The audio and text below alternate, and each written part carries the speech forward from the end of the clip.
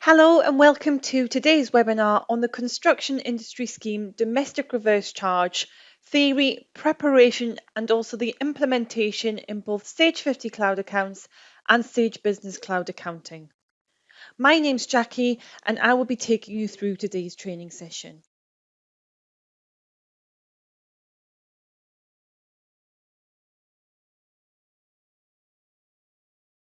Let's take a look at today's agenda. So this webinar is split into two parts. Part one is going to be looking at those theory and preparation steps, with part two looking at the implementation. So in part one today, we'll be looking at an introduction and overview of domestic reverse charge. We'll also look at missing trader fraud and how to solve this. We'll look at steps to prepare for these changes coming into force and also some of the other considerations. Under part two, we'll then look at how to process incoming supplier invoices, how to issue your customer invoices where domestic reverse charge applies. We're going to look at the impact on the VAT return. We'll also have a look at some of the common questions and also a look at the further support and help we have available for you. So due to some exciting recent updates to our Sage Business Cloud software, we will actually be demonstrating the processing of domestic reverse charge on two different products today. So please do be aware during the demonstrations that not all slides may be relevant to your situation. We have kept these as two separate sections for clarity. We have some clear objectives for today's session. So number one, you will understand the upcoming CIS domestic reverse charge legislation. Two, you will understand what you need to do as a business in order to process domestic reverse charge transactions. And finally, you'll understand the impact on future VAT returns.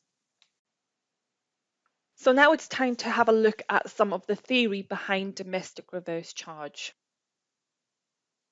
Before we begin, however, I will just highlight some of the terminology used today. Often this legislation is referred to as domestic reverse charge. It may also be referred to as reverse charge for CIS, and today you may also see it shortened to DRC. I'm going to start with a bit of background first. So this legislation was originally planned to take effect in October 2019, and it was postponed quite late in the day to April 2020, and that was to allow businesses more time to prepare. Due to the COVID-19 pandemic, along with everything else, it was postponed for a further 11 months to March the 1st, 2021. This new legislation will apply to most businesses involved in the construction services, and domestic reverse charge applies to both standard and reduced rate services. It's for businesses registered for VAT in the UK who are reported under the CIS scheme. So if you're not sure whether the services you supply are subject to the domestic reverse charge legislation, HMRC do have an extensive list on their website, the link for which is on the screen at the moment and will be found in your handout. So the domestic reverse charge changes the way that VAT will be processed within the construction industry. It has no impact whatsoever on the current CIS process of withholding tax for your subcontractors. It's an anti-fraud measure which is being introduced to prevent something called missing trader fraud, which we'll cover on the next slide. It's believed that this legislation could affect 150,000 businesses in the construction industry. And as you all know from other legislation changes, there will be penalties for non-compliance. Domestic reverse charge means there will be a liability transfer. So it's going to introduce notional VAT to contractors in the middle of the supply chain. That moves the liability away from them, transferring it up to the final contractor in the supply chain who will then pay that to HMRC. So as we mentioned earlier, this new legislation is an anti-fraud measure. It removes the opportunity for fraudsters to charge VAT and then go missing before paying it over to HMRC. And this is what we're terming missing trader fraud. And this is where organised crime gangs will take over companies or create shell companies to steal VAT whilst operating alongside actual construction services. So let's take a look at how that works. So under normal circumstances, a subcontractor will invoice the main contractor adding on the 20% VAT. The main contractor will pay that invoice including VAT to the subcontractor. The main contractor can then reclaim the VAT from HMRC, and the key part being is the subcontractor then declares the VAT and pays it to HMRC. Under missing trader fraud, however, the same process occurs, so a subcontractor will invoice the main contractor, including the 20%. The main contractor will pay the invoice due again to the subcontractor. The main contractor will reclaim the VAT. However, the subcontractor will disappear without filing their tax returns and without paying any of the VAT to HMRC. So this next slide just explains missing trader fraud in a slightly different way for you. Here we have an invoice for £1,000 plus £200 VAT. And in this example, we aren't taking into account any CIS deductions. So the first step is the subcontractor will charge £1,200 on their invoice. The main contractor will then make that payment to the subcontractor. The main contractor then recovers the VAT as purchase tax from HMRC, and the subcontractor will pay the VAT due as a sales tax. So the overall effect at HMRC is zero. Finally, the subcontractor will bank the £1,000 net value. Under missing trader fraud, the first few steps are the same. So the subcontractor will still invoice the main contractor for the work completed. The main contractor will pay the subcontractor. They'll also recover the VAT as purchase tax on their VAT return. The subcontractor, however, has gone missing, leading to missing trader fraud, leaving HMRC down by £200 and leaving the subcontractor to bank the full value of the invoice. In our example, we've used typically low values. As you can imagine, in the construction industry, these values can be much higher.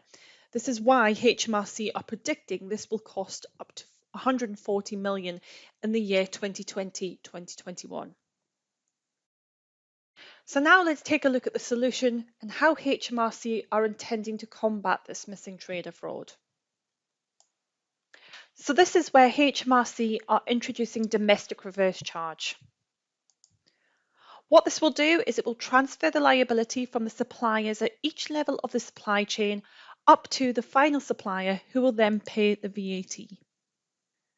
Domestic reverse charge technically applies to services, but if you have an invoice which contains both CIS and non-CIS items, then domestic reverse charge will still apply. The reverse charge will apply what we term notional VAT to the VAT return.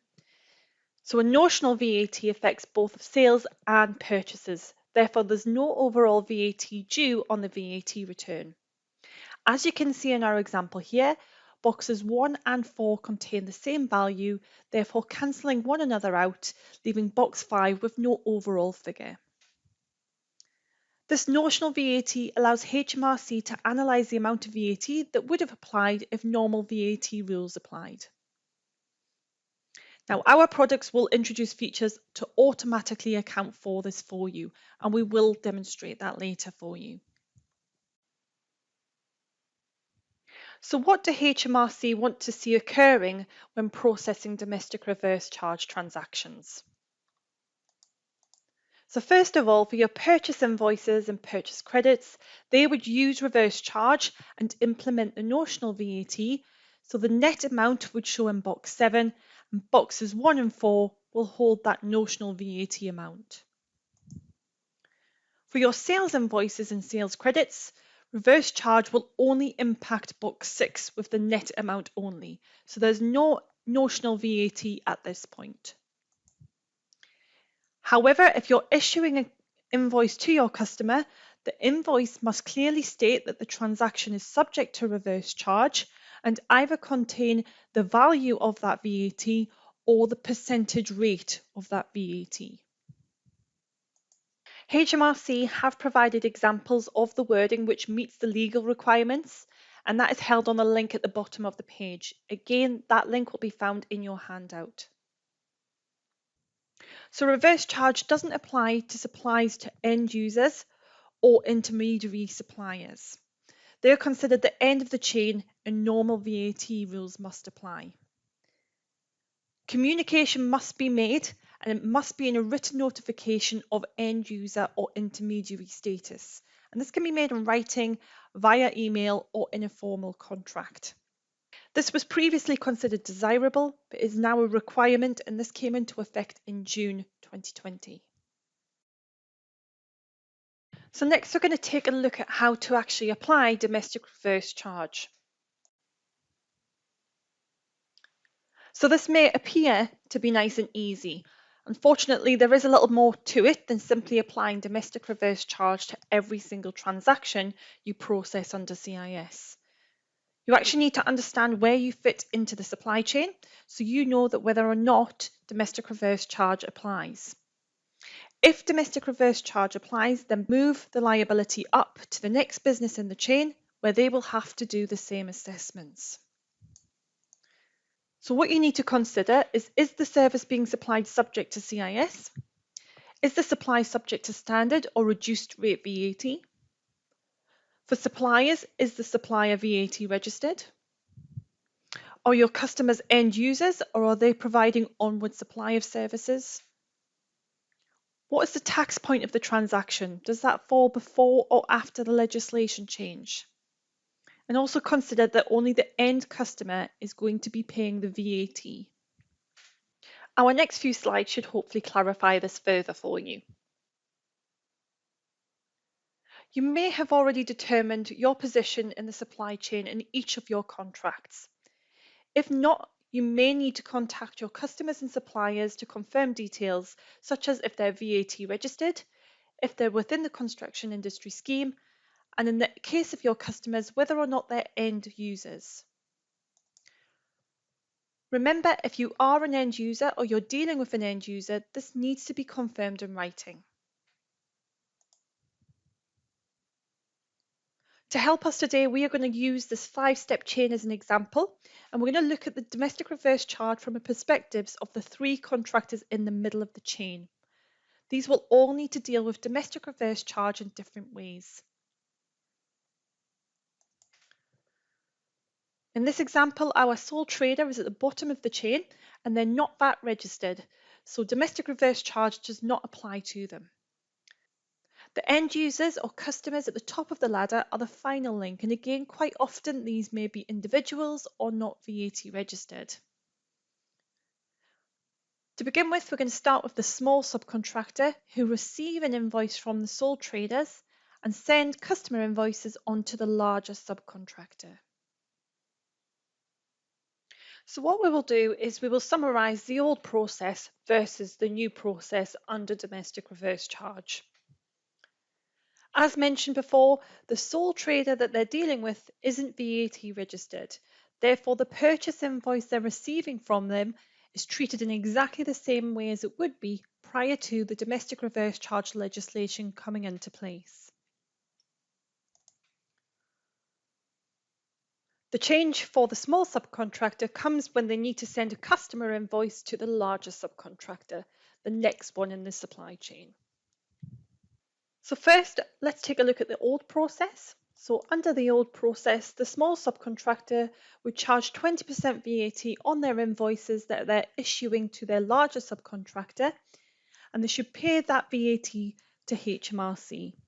So in this example, you can see that they've charged £110 plus £22 VAT, and £22 is due to HMRC.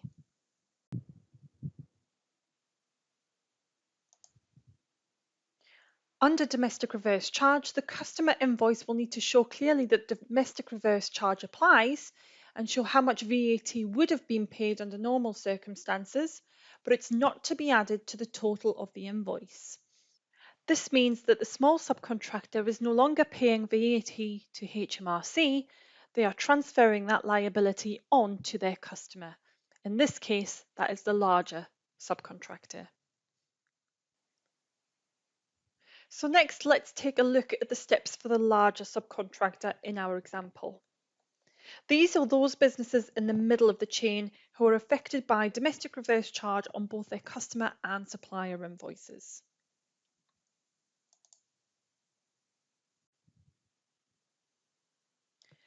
This large subcontractor uses small subcontractors but is also subcontracted themselves. So when they receive their invoice from their subcontractor, they recover from the purchase invoice £22 of VAT.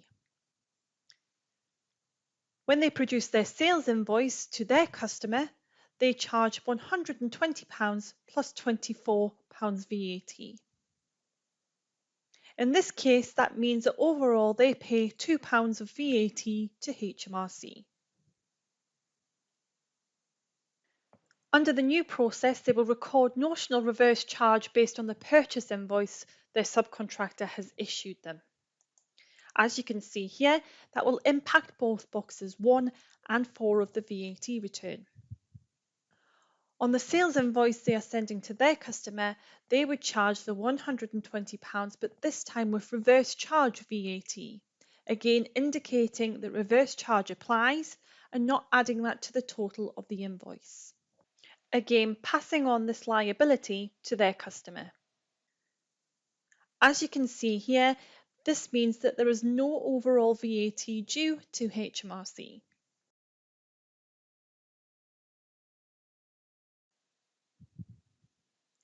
Finally, let's look at the steps for the main contractor. These are the businesses that are dealing with those end users and they have had either written confirmation of that or they are not CIS or VAT registered.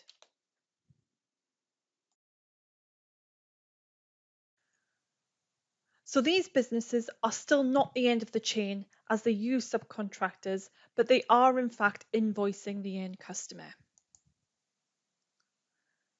So again, under the old process, they would recover the £24 VAT charged by the larger subcontractor, and on their invoice to their customer, they would invoice £130 plus £26 VAT.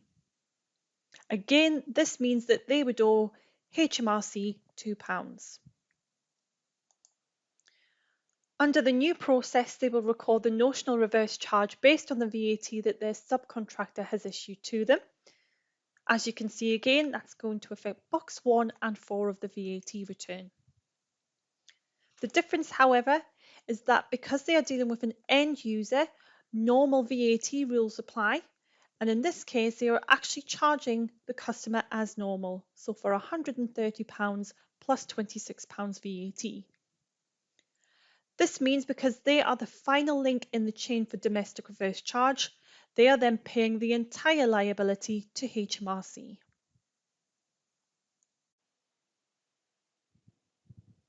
This final slide here is a really good visual representation of the old process versus the new process once domestic reverse charge applies. You may find it useful to maybe take a printout of this to help you through those early days understanding the impact on the supply chain. There are some more considerations to take into account prior to this legislation coming into effect. These may have wider impacts to your business, so it is worthwhile considering these in advance. So the first is that of cash flow, and to demonstrate this I have used our small subcontractor from our example, but this may impact any business no longer physically collecting VAT. This legislation could potentially impact the cash flow to your business, particularly where you would collect VAT on invoices and in some circumstances potentially not need to pay this for a further 3 to 4 months. Therefore, businesses tend to use this as working capital in the meantime. So we look back at our example of the small subcontractor, you can see that they are collecting VAT of £22 and they may not need to pay that for 3 months. In the meantime, they may use that to fund their businesses and to fund projects. Under domestic reverse charge, they will no longer be collecting this VAT, which means they may lose some of their working capital. It's important to consider this change now and prepare for that in advance of the legislation coming into force. At the other end of the spectrum, this legislation could create what are termed repayment traders. This is where due to them no longer collecting and paying VAT on their sales, they're actually due a net reclaim rather than a net payment on their VAT returns. So an example of this would be perhaps a subcontractor who is providing a service which falls within the scope of domestic reverse charge, but all of their purchases are materials, therefore outside the scope of domestic reverse charge. Because VAT is still charged on these items, they can reclaim on their VAT return.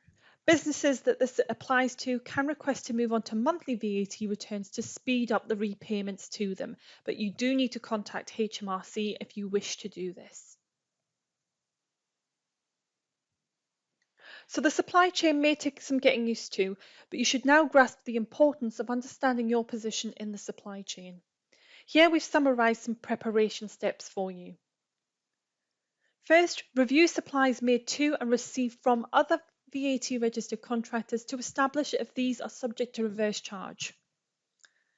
Second, understand your customers and suppliers. Do your customers have an onward supply, or are they the final link in the chain? Are your suppliers aware that they need to know how to apply domestic reverse charge to your invoices if they're VAT registered? Consider the changes to your accounting system to deal with this change. And consider the changes to the wording on your invoices where domestic reverse charge applies. And finally, consider the cash flow impact to your business. So to help you distinguish where domestic reverse charge applies, HMRC have actually produced two very useful flow charts, one for if you're supplying services and one for if you're receiving services. It may be useful for you to have these handy for yourself and your colleagues whilst you get into grips with this new legislation, and we will use these when working through some examples in a few slides' time. So we're now going to move away from the theory and preparation on to implementation and how to process this in Sage 50 Cloud accounts. So let's take a look at the features we are providing you to support you through this legislation change. First of all, we're going to be introducing two new tax codes. By default, these will be T21 and T26. If they're already in use, it will be the next available tax codes. These tax codes will be available in version 26 and above. So we have T21. This will be used for all standard rated transactions where domestic reverse charge applies. We're also introducing T26, and this will be used for all reduced rate transactions where domestic reverse charge applies. These tax codes are to be used on both customer and supplier invoices, and as you'll see in our demonstration shortly, these will take care of the reporting on the VAT return for you. All you need to do is determine whether or not domestic reverse charge applies to that transaction.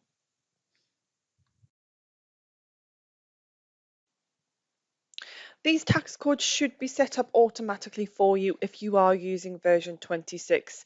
However, if you do want to check them for your own peace of mind, they should be configured as you can see on the screen at the moment.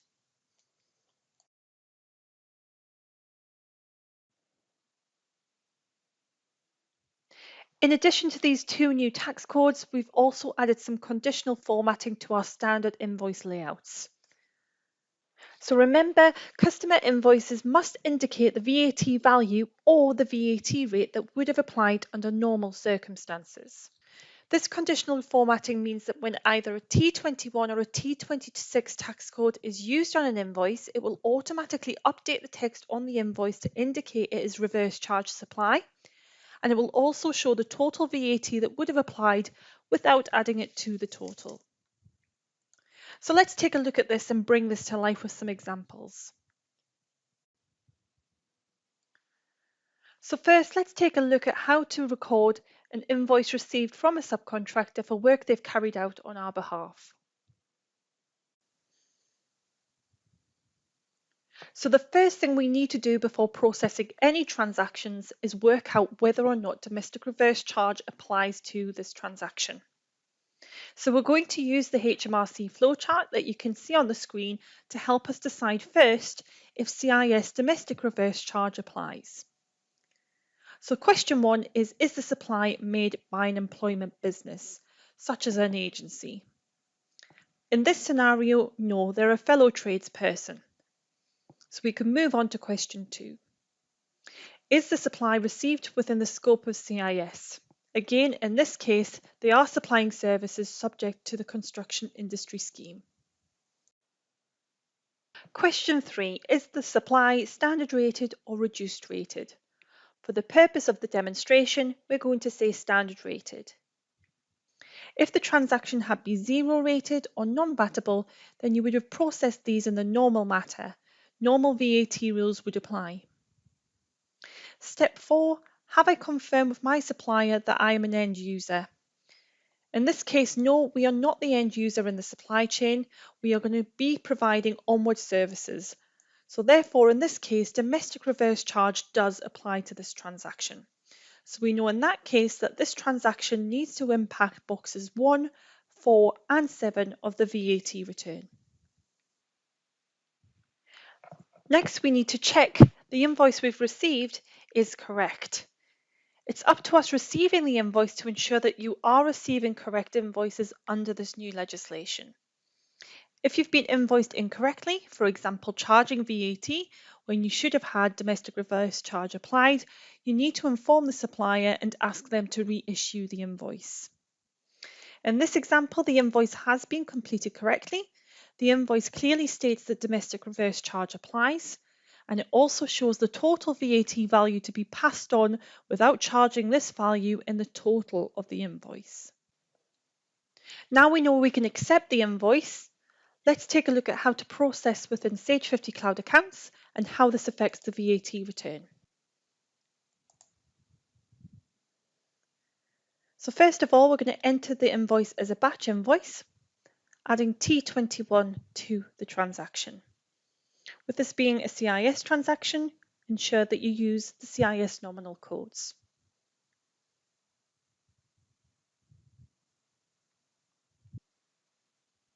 As you'll notice there, we're applying T21 to both the labour and the materials on this invoice.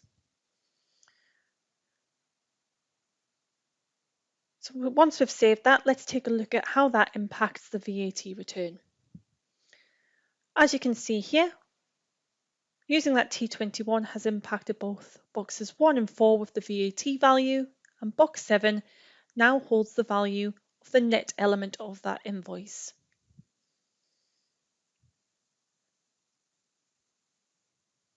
If we use the drill down functionality, you'll then be able to see that T21 has also been added to the drill down feature.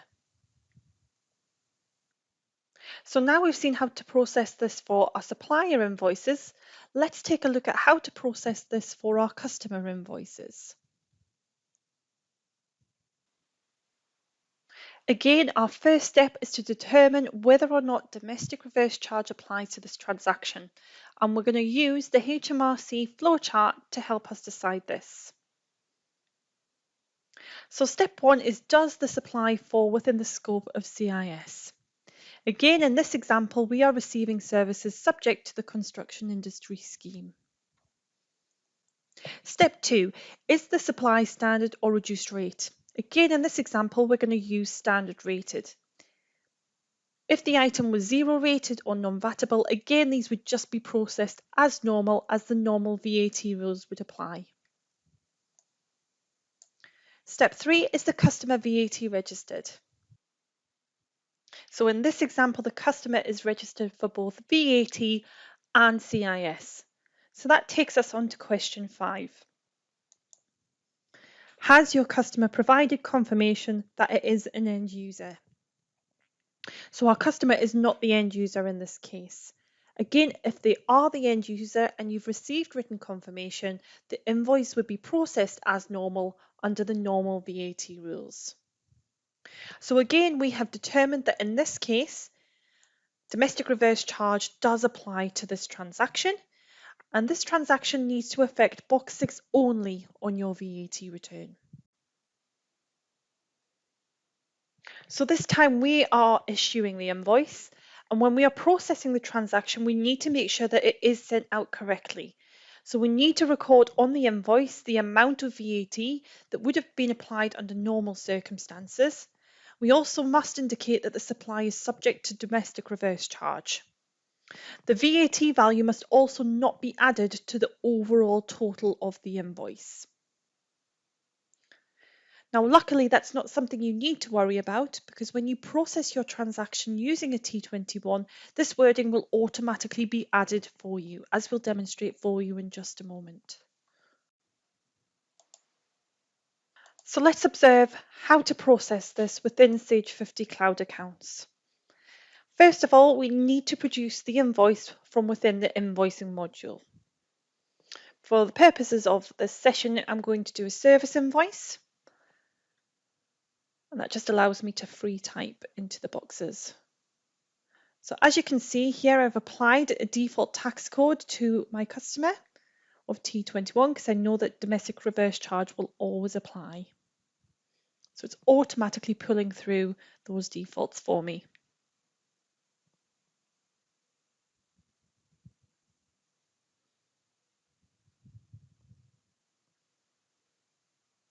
So again, I'm popping my labour and my materials both on a T21. So we're going to save that, and then we're going to have a look at what that looks like when we print this on one of the standard layouts.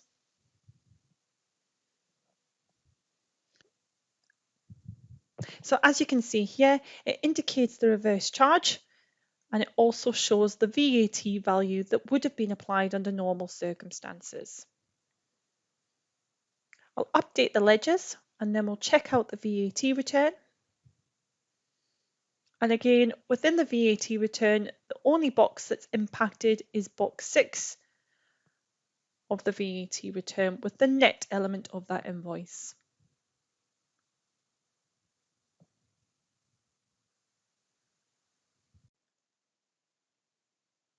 So to assist you when determining where domestic reverse charge applies, we have some additional letters available for you to install and use. Both of these letters can be found in our CIS Help Centre or via the link on the bottom of the page. Our subcontractors letter allows you to confirm your VAT and CIS status, and also indicate that you require incoming invoices for services that fall into scope to be reverse charged. Our main contractor letter helps you gather that information you require from your main contractors, such as their VAT status, their end user status, and whether or not they're in an intermediary supplier. So once installed, these will sit in either your customer or supplier modules, and these can be customized to suit your business requirements. It's important to note that these letters are only available in Sage 50 Cloud accounts. So let's now summarize the process within Sage 50 Cloud accounts. In terms of implementation, the key is understanding whether or not domestic reverse charge applies to that transaction. Use the HMRC flowcharts to help you understand whether or not domestic reverse charge will apply. But for your supplier invoices, if you're processing a transaction and it is subject to reverse charge, remember by default T21 is used for your standard rated items and T26 for reduced rated items. By using these tax codes, the VAT return will be impacted correctly for you. Remember, if these codes are already in use, the next available codes will be used instead. And for your customer invoices, again, if they are subject to domestic reverse charge, T21 for your standard rated items and T26 for reduced rate. Again, using these tax codes will ensure that the VAT return is impacted correctly, and it will also update the wording on your standard layouts. Standard layouts can easily be amended to add on logos and also layout preferences. So that sums up the new features and how to process in Sage 50 Cloud accounts. So now let's take a look at how this will work in Sage Business Cloud Accounting. For our Sage 50 customers, please do bear with us as these slides won't apply to you. Please bear in mind this is a first look at these new features in Sage Business Cloud Accounting, so they may be subject to small changes prior to implementation.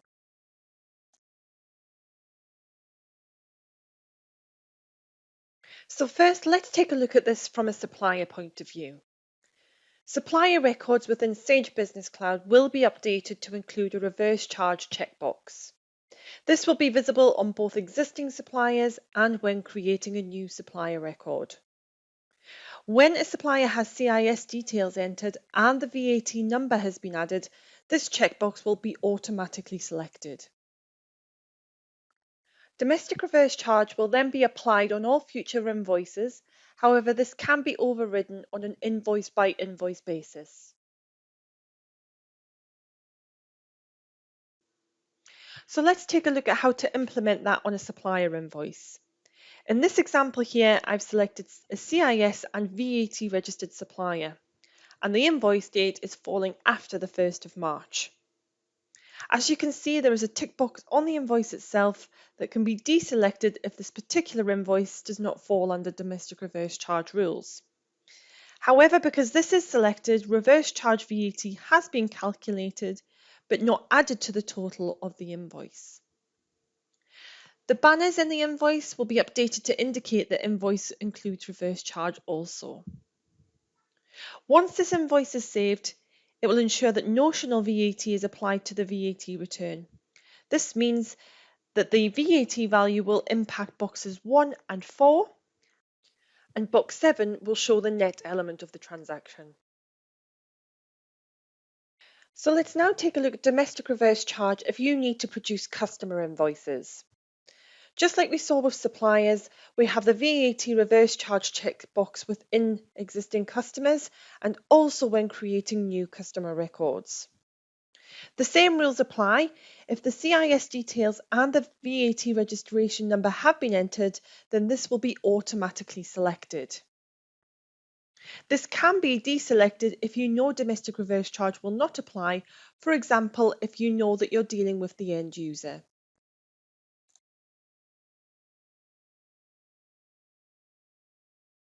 So now if we create an invoice dated after the 1st of March, where the customer has the VAT reverse charge checkbox selected, you can see some changes. First, the wording in the banner indicates reverse charge has been applied. The used reverse charge on this invoice checkbox is selected. Now remember, this can be deselected if domestic reverse charge does not apply to this particular invoice.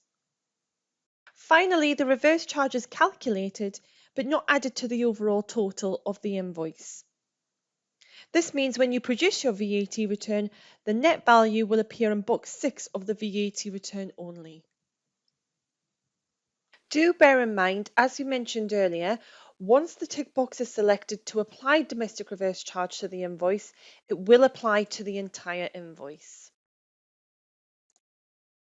Within sales, domestic reverse charge can also be applied to quotes and estimates, and this will carry over into the invoice once they are converted.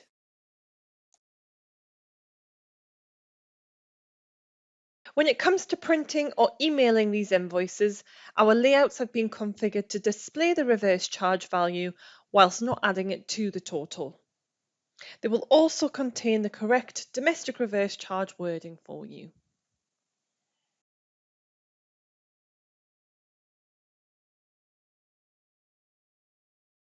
Finally, just a couple of other additional considerations when processing domestic reverse charge on Sage Business Cloud Accounting.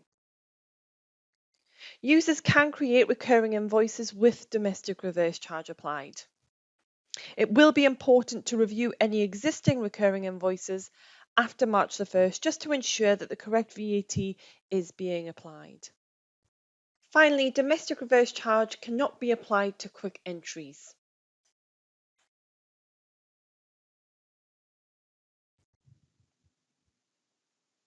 So that now brings us to the summary for today's session. So first of all, in terms of preparation, business should review the supplies that are made to and from of our VAT registered contractors and establish whether these are subject to reverse charge. You'll need to consider changes to your accounting system, so make sure if you're using Sage 50 Cloud accounts that you're using version 26 or above. And also consider the cash flow implications to your business.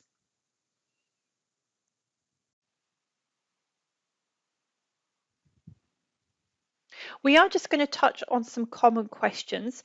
We do have a dedicated common questions section purely on CIS, which can be found on our help centre. I would recommend you keep an eye on this over the next few months as it is updated regularly.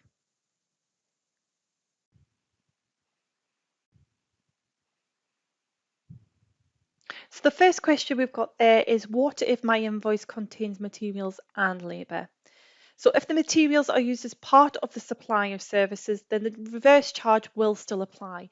And we showed that in our examples today. What if I use VAT cash accounting or flat rate VAT? So transactions subject to reverse charge are actually excluded from these schemes. Also, if you're using flat rate, you may need to consider whether it's still beneficial to remain on a flat rate scheme. Question 3, what if my project spans the 1st of March? And for this, you'll need to consider the tax point. So if your tax point falls prior to the 1st of March, then normal VAT will apply. If the tax point falls after the 1st of March 2021, then domestic reverse charge rules will apply. For further information on those last two questions, I would point you in the direction of the gov.uk site or check for further updates on our help centre. So next, I'd like to just point you in the direction of your first port of call for any support with Sage and domestic reverse charge. So here we're just on the Help Centre, which can be accessed through sage.co.uk/help. And from on here, I'm just going to select my product, which is Sage 50 Cloud Accounts. And on this screen here, if we just scroll down a little bit further, you can see the option for Q&A Live. If we click Join Now, it will show us the hours that the session is available. And it's very similar to today's session. So you will still have the questions panel for you to access, but you will have a technician in real time there to answer your queries.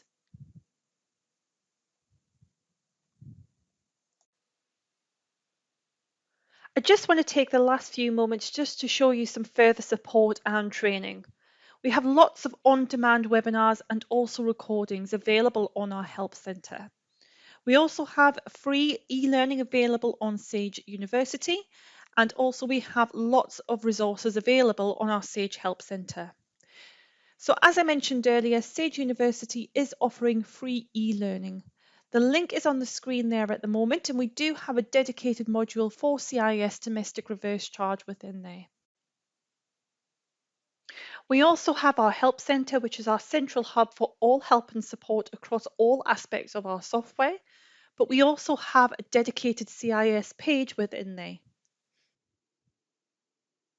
So that brings us to the end of our session today on domestic reverse charge for CIS. All that's left for me to say is thank you very much for joining us. Take care and stay safe.